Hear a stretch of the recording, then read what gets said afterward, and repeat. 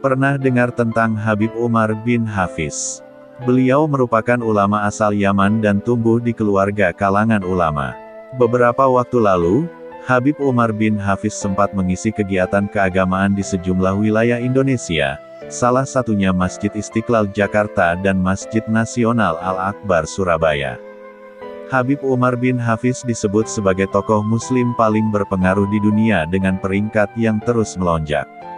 Kini, posisinya berada di urutan ke-11, tepatnya di bawah putra mahkota Arab Saudi yang bernama Muhammad bin Salman.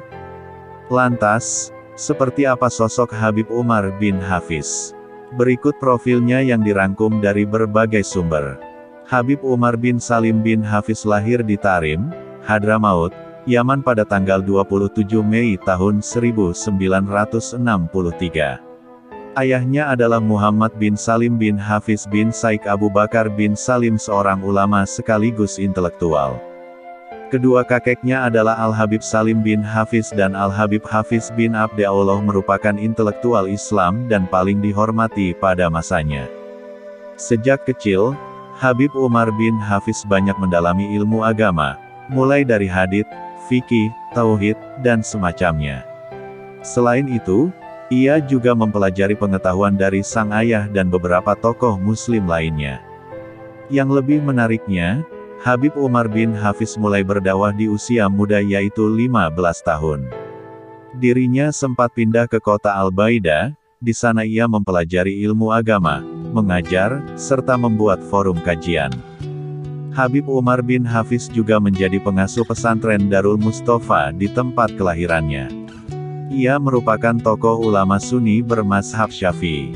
Santri yang pertama kali diajar oleh Habib Umar bin Hafiz berasal dari Indonesia, kira-kira sekitar tahun 1996. Kala itu, jumlah muridnya hanya 30 orang.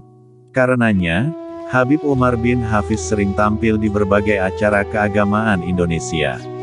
Negara-negara yang dikunjungi oleh Habib Umar untuk berdakwah antara lain Syria, Lebanon, Jordania, Mesir, Afrika Selatan, India, Malaysia, Singapura, Australia, dan beberapa negara di Eropa. Keseharian Habib Umar bin Hafiz. Siapa yang tidak kenal Habib Umar bin Hafiz? Beliau adalah seorang ulama dunia dari Tarim, Yaman yang terkenal dengan keilmuan dan harismanya. Siapa sangka beliau punya rutinitas sehari-hari yang mungkin bagi orang awam terlihat mustahil dan di luar nalar. Habib Mujaba, seorang murid Habib Umar sekaligus sekretaris Majelis Muwasalah Pusat Jakarta, sebuah majelis yang didirikan Habib Umar, menceritakan keseharian Habib Umar. Menurut Habib Mujaba, Habib Umar bin Hafiz hampir tidak tidur sehari semalam, setiap hari. Habib Umar bangun pada sebelum pukul 3 pagi. Lalu ia duduk menyendiri, tahajud dan membaca Al-Quran. Ini adalah rutinitas wajib baginya. Setelah itu, beliau pergi ke masjid, bersama para santri yang hafal Al-Quran membaca Al-Quran dan wirid sampai azan subuh berkumandang. Kemudian beliau salat subuh berjamaah, lalu mengajar santrinya hingga terbit matahari pagi. Habis itu, beliau salat 4 rakaat, salat isyraq, dan membaca Al-Quran 1 juz. Walau sesibuk apapun beliau, ini amalan wajib beliau, ujarnya. Habib Mujaba kemudian mengisahkan, pada pukul 6.30, Habib Umar pulang ke rumah. Biasanya kalau ada tamu, ditemui lebih dulu, kemudian sarapan pagi. Namun yang istimewa, pada waktu sarapan pagi ini digunakan Habib Umar untuk mengajar keluarganya, dari mulai alif bata, hingga kitab-kitab besar seperti Alfiyah, Sahih Bukhari, Ihya Ulumuddin, beber Habib Mujaba. Dan yang mengagumkan belajarnya ada kurikulumnya, imbuhnya. Menurut Habib Mujaba, hal ini sebagai pelajaran atau cerminan bagi penceramah atau dai, pengajar dan lain sebagainya yang sibuk mengajar orang lain, tapi tidak ada waktu untuk keluarganya. Kemudian sekitar pukul 9 pagi, Habib Umar tidur sekitar setengah jam dan paling lambat bangun pukul 10.30 siang. Setelah itu, Habib Umar menuju ke kantornya di Darul Mustafa untuk memeriksa dokumen jika ada yang perlu diteliti atau ditandatangani. Kemudian, Habib Umar menjalankan salat zuhur. Setelah itu beliau menyempatkan diri untuk menghadiri undangan masyarakat Tarim, bisa berupa undangan nikah atau akikah dan lain sebagainya, ujar pendakwah dari Palembang, Sumatera Selatan ini. Usai memenuhi undangan masyarakat, Habib Umar pulang ke rumah untuk menjamu tamu hingga asar. Ini merupakan jadwal umum beliau, tapi kadang beliau menghadiri majelis fatwa dari jam 10 pagi hingga asar, ujar Habib Mujaba. Habib Umar lalu meneruskan salat asar di masjid, lalu mengajar ngaji santri-santrinya hingga pukul 17 atau 1 jam sebelum salat maghrib.